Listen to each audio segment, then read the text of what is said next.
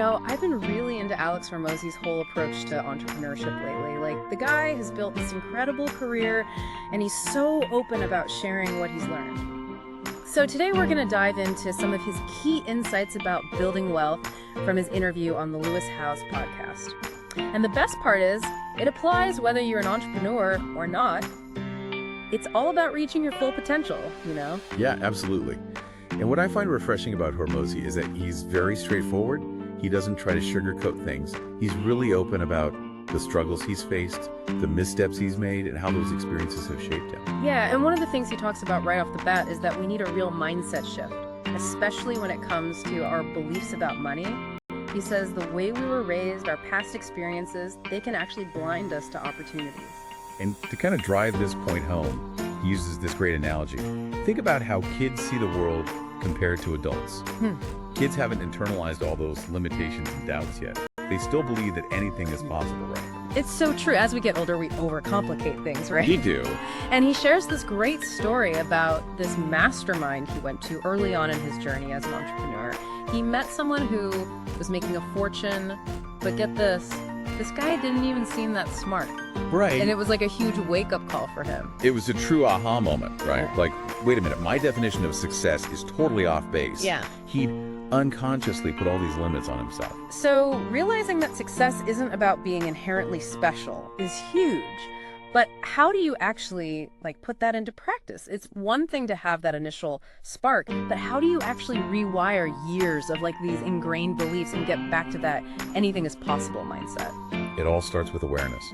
Once you realize that your viewpoint might be a bit narrow or skewed, you can actively search out information or mentors that challenge those assumptions. Yeah. Even just having conversations with different people. This is where surrounding yourself with the right people is so important. Because they can give us those reality checks we need. Right. They offer those different perspectives, often from their own experiences. And that can help us break free from those limited beliefs we've been holding on to. And this ties into his idea of investing in your SME 500. Can you tell us a little more about that? Sure. So the SME 500 is all about investing in yourself and developing valuable skills. Instead of just focusing on traditional investments like the stock market, it's realizing that what you know and what you can do are incredibly valuable assets. And just like you wouldn't just invest in any random stock, it's about choosing which skills to develop strategically, right? Exactly. Not all education is created equal. Some investments will give you a much higher return in terms of how much you can earn and how far you can go in your career. He actually gives a great example of a 17-year-old who decided to become a phlebotomist, the person who draws blood. Not the most glamorous job, but it illustrates his point perfectly. Exactly. The training only cost her $500. Yeah. And it only took 2 days for her to complete. But once she was done, she was able to earn $25 an hour. So in a single week, she had already made back her initial investment. And from there, she's on track to earn a much higher income than before. Think about the return on investment there. It's mind-blowing. It really challenges this whole idea that you need some fancy degree or years of school to make more money. Sometimes those short, targeted skill investments can have amazing results. Absolutely. And it makes you wonder, what skills have I been putting off learning because I thought it was too expensive or it would take too long, or maybe I told myself, oh, that's just not for me. Right, you have to ask yourself that. Yeah, it really makes you think, doesn't it? Yeah. What could we achieve if we stop putting those limits on ourselves, But it's not just about learning new things, it's also about how we use our time and energy, right? So what did Hormozi have to say about that? Well, he's all about maximizing output, squeezing every last drop out of every minute. He talks about getting rid of a lollygagging time. All that time we waste scrolling, procrastinating, just not really being present in the moment. Oh, I'm so guilty of that. It's so easy to fall into those traps these days. So how does he avoid it? He is incredibly disciplined about his schedule, really focuses on deep work, especially when he's at his most productive, which for him is early morning, 5 a.m. to noon. Wow, that early. Yeah, no meetings, no distractions, just pure focused output. So it's about figuring out when you're most productive and then really guarding that time, right? But what about those of us who aren't exactly, morning people? Does that mean we're doomed? Not at all. The key is to find what works best for you. He mentions having friends who are billionaires who wake up later, but then they work late into the night. It's more about designing a schedule that fits your natural rhythms and when you have the most energy. The important thing is to carve out those blocks of time where you can really concentrate and get into that flow state. So consistency over forcing yourself into a mold that doesn't work. I like that. But beyond managing time, are there other habits or mindsets that contribute to his success?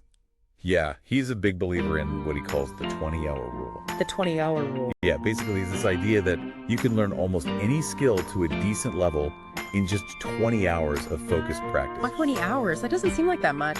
I bet I've wasted 20 hours just thinking about learning new skills, let alone actually doing it. Exactly. We often overestimate how long it's going to take us to learn something, or we let fear hold us back. He gives this great example about building a website. He'd been putting it off for years, saying it was too technical, not his thing. But then one Sunday morning, he decided to just go for it. Okay. And guess what? He had a basic site up and running in 4 hours. Wow, that's amazing. I believe it. What's that tell you? It shows that the mental barriers we build are often way bigger than the actual challenge. It's like when you finally hit publish on that blog post you've been agonizing over for weeks, right? You're like, wait, that wasn't so bad. It was the getting started part that was the real hurdle. Exactly. And he talks about how that initial hurdle is really about paying down that fear debt. Once you push past that feeling of, oh, I don't know about this, you realize you're capable of so much more than you thought. Right. And the more you do it, the easier it gets. You build that confidence muscle, right? Exactly. He compares it to learning to tie your shoes as a kid. It seemed impossible at first, but now you don't even think about it. Okay, I love that analogy. But I think where people get tripped up, myself included, is that fear of judgment, right? It's one thing to fumble around with something in private, but putting yourself out there, especially with something like sales or building a business, that takes another level of courage. For sure. And what's interesting, Hormozi is actually really upfront about his own struggles with insecurity and needing external validation. Really? Yeah. Because he seems so confident, so self-assured. It's encouraging to hear that even he deals with those feelings, It makes him much more relatable. Right. It's more common than people realize, even for people who seem like they have it all figured out.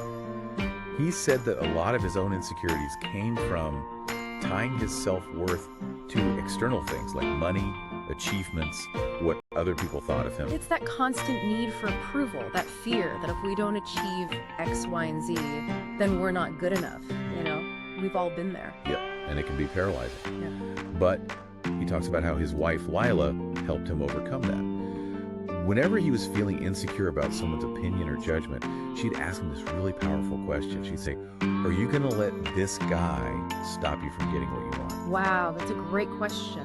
Yeah. It's so simple, but it really puts things into perspective. Right. It makes those doubts and insecurities seem a lot less important. Because usually those fears are coming from one or two people. Even if it feels like everyone's judging us, it's about realizing that those voices don't have to define us or keep us from going after what we want. Yeah, it's like that saying, what other people think of you is none of your business. Easier said than done, but so important. Okay, so we've covered a lot. We talked about changing our mindset, building valuable skills, managing our time well, and overcoming those self-imposed limitations. How does all of this tie into that bigger picture of building wealth and creating a legacy that matters? That's where it gets really interesting. Hormozi talks about this direct connection between a person's time horizon, meaning how far into the future they're thinking, and their overall wealth and success. It's like that experiment, the one with the kids and the marshmallows. The kids who could wait longer, they ended up with more in the end. Yeah, exactly. Like if you're only thinking about the right now, you might miss those bigger chances that need patience, a longer-term view. He uses this great example about different ways people think about money. Someone who's just trying to, cover their bills for the week, they're going to make totally different choices than someone who's thinking about retirement way down the line or building a business they could sell one day. Right. It's that long game, right? Whether it's your money, your career, even your relationships. Exactly. It's about making decisions now that set you up for success way later, 5, 10, 20 years from now. And this goes back to his whole point about legacy, too. He says true success isn't just about stacking up money for yourself. It's about having a real positive impact on the world. And he's definitely practicing what he preaches. He's got multiple successful businesses, he shares his knowledge through his books and podcasts, and he's always encouraging others to find their own version of success, which is a much different way of thinking about legacy than just having your name on a building. Totally. And he has this really interesting take on what leaving a legacy actually means. He doesn't think it's about holding on to your spot at the top. He thinks it's about making it easier for the generation after you to be even better. To go even further than you did. Exactly. He uses this analogy of like athletes who keep breaking world records, pushing the limits of what's possible. Yeah. Each generation builds on what came before it. And that's how we keep moving forward. I like that. So, as we wrap up this deep dive on Alex Hormozi, what's the one thing you want listeners to take away from all of this? For me, it's about shifting that time horizon, starting to think bigger and further into the future. Ask yourself, what am I building today that's still going to matter years from now? How can I use my skills to improve my own life, but also make the world a little bit better? It's about playing that long game with everything. So on that note, I'll leave you with this final thought from Hormozi himself. The goal isn't to be the greatest of all time, it's to make it easier for the next generation to surpass you. Pretty thought-provoking, right? Until next time, keep pushing those boundaries and building a legacy that really makes a difference.